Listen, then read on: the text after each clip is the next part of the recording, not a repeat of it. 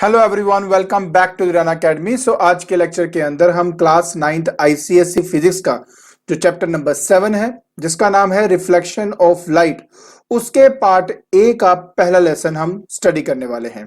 तो बिना कोई टाइम वेस्ट किए चलिए शुरू करते हैं। तो सबसे पहला टॉपिक जो बेटा हमने डिस्कस करना है वो है हमारा रिफ्लेक्शन ऑफ लाइट। देखिए, पहली बात तो ना आपको ये समझनी पड़ेगी कि हम कोई चीज देख कैसे पाते हैं, उसके पीछे का रीजन क्या है।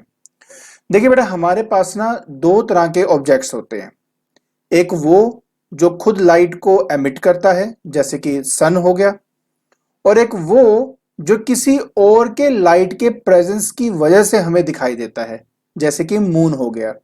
मून का अपना कोई मतलब लाइट नहीं होती, बट वो क्या करता है, वो सन से आने वाली रेस को रिफ्लेक्ट करके हमारी आंखों में वो रेज ऑफ लाइट को डालता है, जिसकी वजह से हम मून को देख पाते हैं। एक बात प्लीज आप अच्छे से समझ लीजिए कि मान लेते हैं कि मेरे जैसे कमरे में एक टेबल है। सपोज यहां पर क्या है बेटा, मेरे पास एक टेबल है, ठीक हो गया। अब अगर मैं ये टेबल देख पाता हूं तो उसका रीजन क्या है?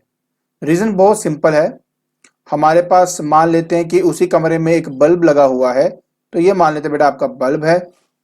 अब यहां से एक रे ऑफ लाइट आती है, वो मेरे टेबल से टकराती है, और टकराने के बाद वो जो रे ऑफ लाइट है हमारे आंखों में एंटर करती है, ठीक है, जिसकी वजह से मैं वो टेबल देख पाता हूं। सो कहने का मतलब है कि जब तक एक रे ऑफ लाइट किसी पर्टिकुलर मीडियम से या किसी पर्टिकुलर ऑब्जेक्ट से स्ट्राइक करके मेरी आंखों में नहीं आती, तब तक मैं वो पर्टिकुलर ऑब्जेक्ट को नहीं देख सकता।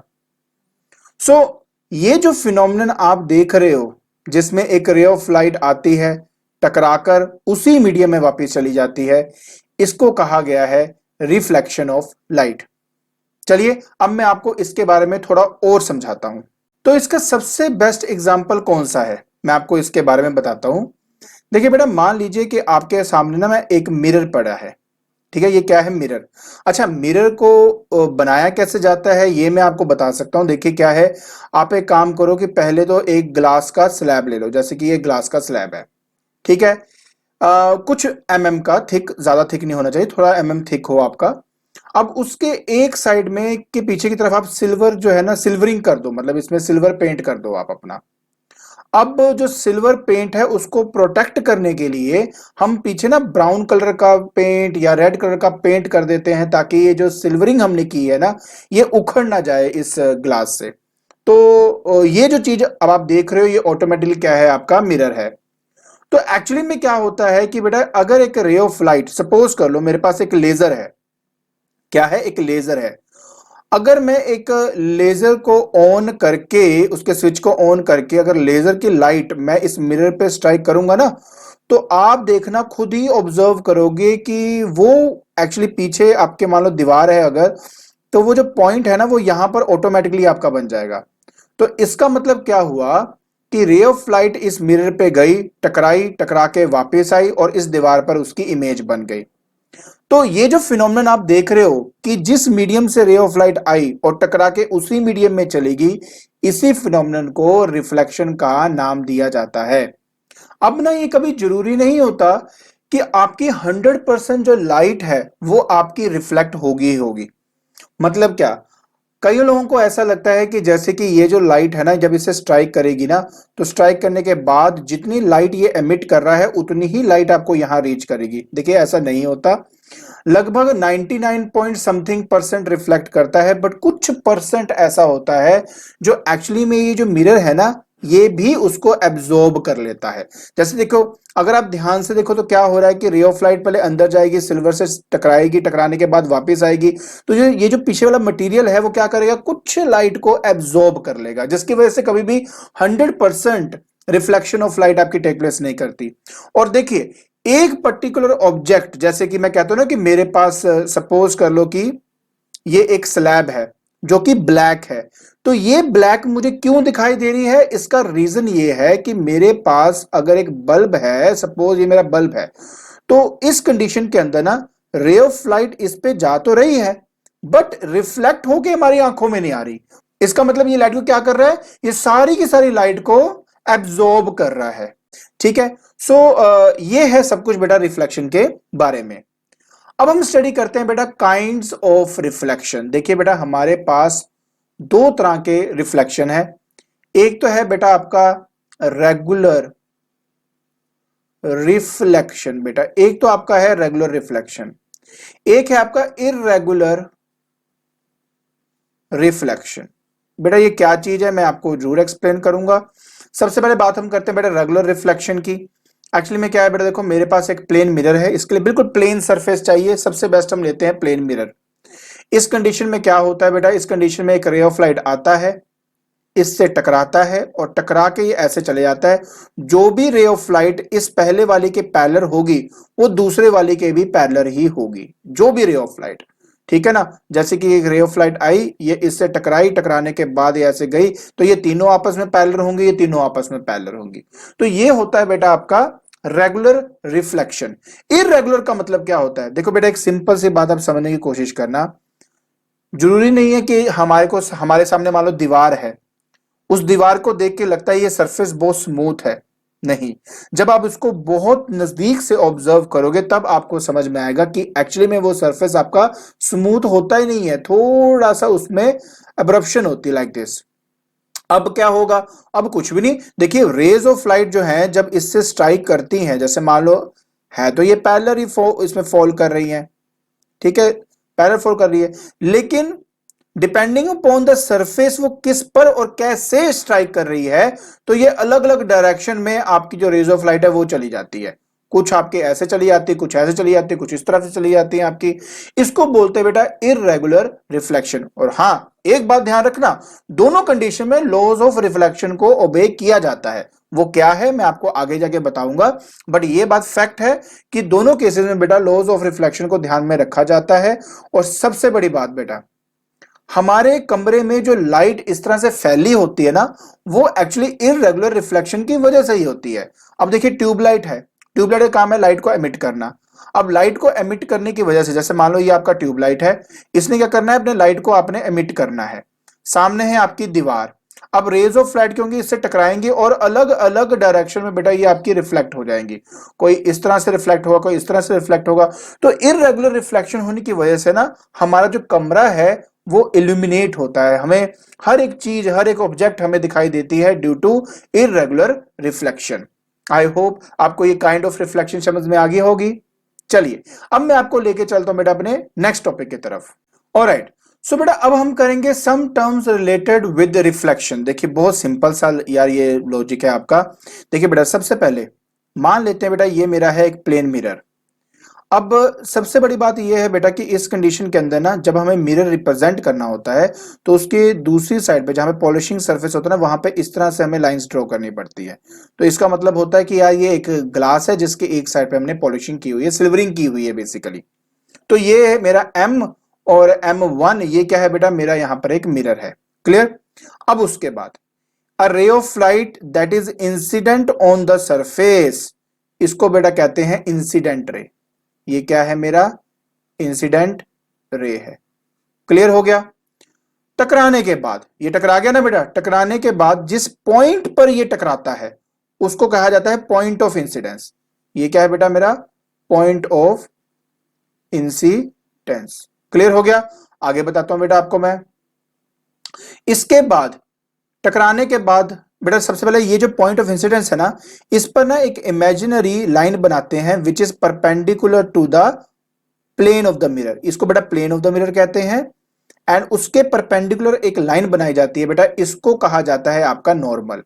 तो ये क्या है बेटा, ये आपका नॉर्मल है। अच्छा, रे ऑफ लाइट जो है टकराने के बाद जो रिफ्लेक्ट होती है लाइक दिस, इसको बोलते हैं रिफ्लेक्टेड वेव। ठीक है, तो ये है रिफ्लेक्टेड रे। तो ये रिफ्लेक्टेड रे होगी बेटा आपकी। ठीक है जी। इसके बाद ये जो एंगल है बेटा, ये देख रहे हो, ये जो एंगल इंसिडेंट रे नॉर्मल के साथ जो बना रहा है, प्लीज ध्यान रखना बेटा, इंसिडेंट रे किसके साथ बना रहा है, नॉर्मल के साथ। उसको बेटा एंगल ऑफ इंसिडेंस कहा गया है। और रिफ्लेक्टेड रे नॉर्मल के साथ जो एंगल बनाता है उसको एंगल ऑफ रिफ्लेक्शन कहा गया है। तो ये एंगल ऑफ इंसिडेंस है, ये एंगल ऑफ रिफ्लेक्शन है। आई होप आपको ये जो टर्म्स हैं ये समझ में आ गए होंगे। गुड। तो चलिए अब हम देखते हैं बेटा लॉज ऑफ रिफ्लेक्शन के बारे में। तो देखिए जैसे मैंने आपको कहा कि बेटा एक रे ऑफ लाइट आती है, वो टकराती है, टकराने के बाद ऐसे रिफ्लेक्ट हो जाती है आपकी। तो ये क्या है बेटा आपका यहाँ पर नॉर्मल है। What is this? This is normal, right. ये क्या है बेटा आपका नॉर्मल है।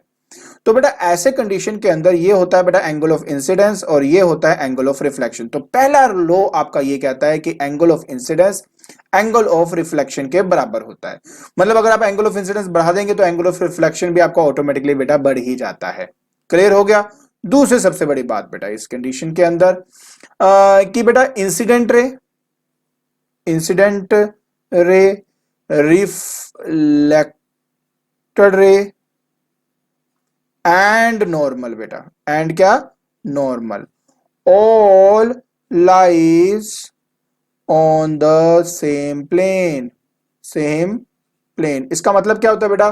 बेटा इसका मतलब ये है कि देखिए अगर एक रे ऑफ लाइट ऐसे आई है तो टकराने के बाद इसी प्लेन पे ऐसे चली जाएगी। ऐसा नहीं कि आई टकराई तो आपकी तरफ आ गई, ऐसा नहीं होने वाला। जिस प्लेन पे आई है टकरा के उसी प्लेन पे जाएगी, उसी को कहा जाता है बेटा आपका सेम प्लेन में होना। ठीक है। जैसे कि अब यहाँ पे जो अगर आप देख रहे हो ये व्हाइट कलर की जो लाइट है ये आई टकरा के इसी जो ब्लैक बोर्ड के पे ही बन के जा रही है ना। ये तो है नहीं कि टकरा के आपकी तरफ आ रही है या ब्लैक बोर्ड के अंदर जा रही है, ऐसा तो नहीं हो रहा। तो ये जो ब्लैक बोर्ड आप देख रहे हो ये आपका एक 2 डायमेंशनल प्लेन है। रे ऑफ लाइट उसी प्लेन पे आएगी और टकरा के उसी प्लेन पे ही चली जाएगी, अंदर और बाहर ऐसे नहीं मूव करती है। ठीक है। सो ये है आपका इंसिडेंट के angle of incident angle of reflection के बराबर है। और साथ में incident ray, reflected ray and normal सभी के सभी लाई करते हैं बेटा एक ही प्लेन के ऊपर। चलिए मैं अब आपको इसके बारे में एक और चीज बताता हूं। तो सपोज कर लो बेटा कि मेरे पास ना एक मिरर है। देखिए ये क्या है, मेरा एक मिरर हो गया, ये मेरा M है, ये मेरा M1 हो गया है। और यहां पे मैं ऐसे डैश लगा देता हूं इंक्लाइंड थोड़े से, ताकि दिखा दूं कि पीछे की तरफ क्या है, सिल्वरिंग की हुई है। अच्छा जी, अब क्या हुआ बेटा, अब मैंने क्या किया कि एक नॉर्मल ड्रॉ कर दिया। तो ये देखिए ये मैंने कर दिया इस पे नॉर्मल। नॉर्मल मतलब जो परपेंडिकुलर होता है इस प्लेन पे। जब एक रे ऑफ लाइट इस नॉर्मल के ऊपर ऐसे ही परपेंडिकुलरली बेटा फॉल करती है, नीचे की तरफ फॉल करती है, तो उस केस में आपका एंगल ऑफ इंसिडेंस जो है वो क्या हो जाएगा? वो हो जाता है 0 डिग्री। आप बोलेंगे ये कैसे? देखो ना, एंगल जो देखना है वो सरफेस के साथ नहीं देखते, हम नॉर्मल के साथ देखते हैं। और नॉर्मल के अलोंग ही क्योंकि इंसिडेंट रे आ रही है तो उनके बीच में कोई एंगल है ही नहीं, मतलब एंगल हो गया आपका 0 डिग्री। और लॉ ऑफ रिफ्लेक्शन ये बोलता है कि angle of incidence angle of reflection के बराबर होता है। तो मतलब आर की वैल्यू भी क्या हो जाएगी? 0 डिग्री। तो इसका मतलब क्या है? इसका मतलब ये है कि एक रे ऑफ लाइट आई, टकराई और टकराने के बाद अपने ही पाथ को रिट्रेस बैक कर गया, मतलब ऐसे आया टकरा के ऐसे ही वापस चला गया आपका। ठीक है। तो हमेशा याद रखें कि अगर एक रे ऑफ लाइट मिरर पर परपेंडिकुलरली मतलब नॉर्मली फॉल कर रही है तो जिस पाथ से आती है वो उसी पाथ से वापस चली जाती है। क्लियर। अब हमने स्टडी करना है बेटा टाइप्स ऑफ इमेजेस। देखिए दो तरह के हमारे इमेजेस होती हैं। एक तो होता है बेटा रियल इमेज, एक होता है बेटा मेरे पास वर्चुअल इमेज। अब थोड़ा समझने की कोशिश करना बेटा। रियल इमेज वो इमेज होती है जो एक्चुअली में रेज ऑफ लाइट के मिलने की वजह से बनती है, और वो इमेज जिसको मैं स्क्रीन के ऊपर ले सकता हूं। मैं सबसे अच्छा एग्जांपल देता हूं। आप सिनेमा हॉल गए हैं, उसमें आपने सामने एक पर्दे पर फिल्म देखते हो। जो आपका पर्दा है वो क्या है? वो एक स्क्रीन है, और उस पर क्या है? इमेज है। जो पिक्चर आप देख रहे हो वो क्या है? Just an image. तो क्योंकि उन इमेजेस को आप स्क्रीन पे ले सकते हो तो वो आपकी रियल इमेज है। बात समझ में आई? वर्चुअल इमेज वो होती है जिसमें रेज ऑफ लाइट एक्चुअली में मीट नहीं करती, नंबर 1। नंबर 2, इसको कभी स्क्रीन पे लिया नहीं जा सकता। मैं एग्जांपल दे देता हूं आपको। मान लो आप मिरर के सामने खड़े हो, सपोज ये मिरर है, आप उसके सामने ऐसे खड़े हो। ठीक है। आपने सिर्फ एक, आपको आपकी इमेज तो दिखाई दे रही होगी उस मिरर के अंदर। आपने सिर्फ एक काम करना है, अपना हाथ अपने आंखों के आगे ऐसे रख लेना और फिर देखो कि हाथ के ऊपर आपकी इमेज बन रही है। ऑब्वियस है नहीं बनेगी, क्योंकि जो इमेज आप मिरर के अंदर देख रहे हो वो असलियत में इमेज नहीं है, वो रियल इमेज नहीं है, वो क्या है? एक वर्चुअल इमेज है। आई होप आपको समझ में आया बेटा कि रियल इमेज और वर्चुअल इमेज क्या है। देखिए, सो मैं आपको एक छोटा सा एग्जांपल देता हूं। ये जो चीज है बेटा, आपने, मुझे पता है 8th में पढ़ी हुई है कि अगर मेरे पास एक कॉनकेव अगर मिरर हो, कॉनकेव अगर मिरर हो, तो ये मेरी प्रिंसिपल एक्सिस थी, तो यहां पर क्या था, एक ऑब्जेक्ट रखते थे, तो रे ऑफ लाइट जाता था बेटा, टकरा के फोकस से पास होता था, एक सेंटर ऑफ कर्वेचर से निकलता था। ठीक है, ये फोकस है था, ये सेंटर ऑफ कर्वेचर। अब आप एक चीज देख रहे हो बेटा कि यहां पर एक रे ऑफ लाइट जो है वो आपके एक पॉइंट पर एक्चुअली मीट कर रही है। एक्चुअली क्या कर रही है, मीट कर रही है। तो ये जो इमेज है बेटा, ये है आपकी रियल इमेज।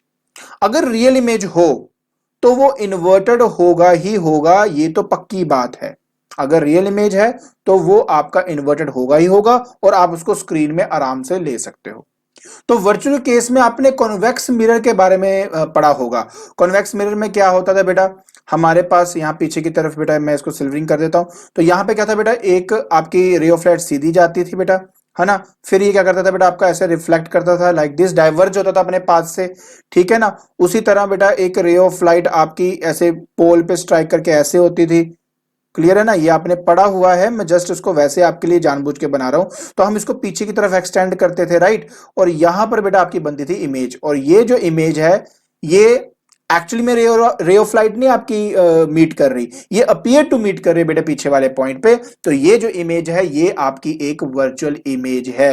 हाँ, एक बात ध्यान रखना बेटा, अगर वर्चुअल इमेज है तो वो आपका इरेक्ट होगा ही होगा, उसमें कोई डाउट है ही नहीं है। वर्चुअल है तो इरेक्ट होगा बेटा, रियल है तो वो आपका इन्वर्टेड होगा। ये बात तो बेटा क्लियर समझ में आ गई होगी। अब पता क्या बात है, सबसे बड़ी बात ये आती है कि सर अगर ये रे ऑफ लाइट एक्चुअली में मीट कर ही नहीं रही है तो हमें ये इमेज दिखाई कैसे देती है।